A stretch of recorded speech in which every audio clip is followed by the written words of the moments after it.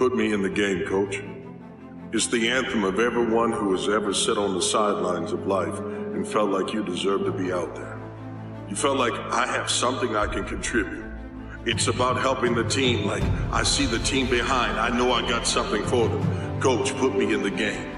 It's as if you're Rudy all by yourself. You know that perhaps somebody might be faster, bigger, stronger. They may have been born with better genetics, but what they don't have is that innate talent and that gift and that will that's within you.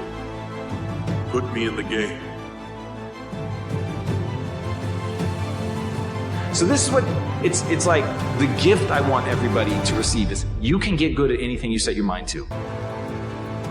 But do you actually set your mind to it? Do you have that inhuman level of follow through? Do you keep pushing and fighting long after it stopped being fun, deep into boredom, because you have a why? You know why you're doing what you're doing, and you're just driving towards that. And when you have that, you can accomplish this extraordinary stuff. So, you know, if you take people, and I've told you this, and you expose them voluntarily to things that they are avoiding and are afraid of, you know, that they know they need to overcome in order to meet their goals, their self-defined goals. If you can teach people to stand up in the face of the things they're afraid of, they get stronger. And you don't know what the upper limits to that are, because you might ask yourself, like, if for 10 years, if you didn't avoid doing what you knew you needed to do, by your own definitions, right, within the value structure that you've created, to the degree that you've done that, what would you be like? Is an anthem. It's a mantra for everyone that's been an underachiever because they weren't given an opportunity. So you got to go out and you got to take it.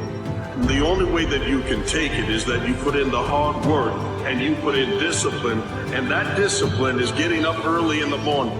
I hit the gym, I put in the cardio work, I eat right, and when I get done with that, and at the end of my day, I make sure that I sit and I look at my goals and I remind myself, this is who I'm becoming. Get back to living your life. Because at the end of the day, most of us gonna realize this. We wasted our life for a person, for people, for a job, for whatever in this world that could give a damn about us. And life is too short to settle. Life is too short to suffer. Life is too short.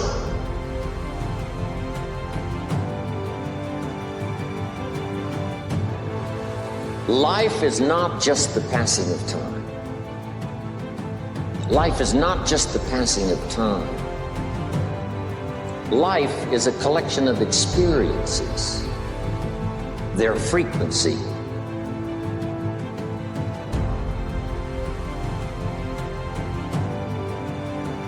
and their intensity. Life is not just watching the clock tick away.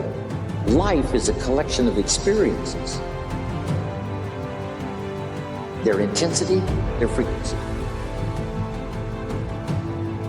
You've got to let go and let it happen. Because if you don't, you're going to be all clutched up. You're going to be constantly trying to do what can happen healthily only if you don't try. Existence, the physical universe, is basically playful. There is no necessity for it whatsoever. It isn't going anywhere. That is to say, it doesn't have some destination that it ought to arrive at. Same way in dancing. You don't aim at a particular spot in the room. That's where you should arrive. The whole point of the dancing is the dance.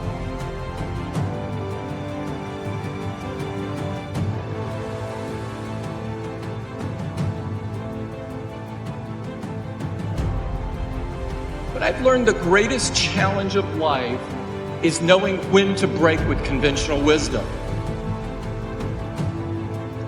Don't just accept the world you inherit today.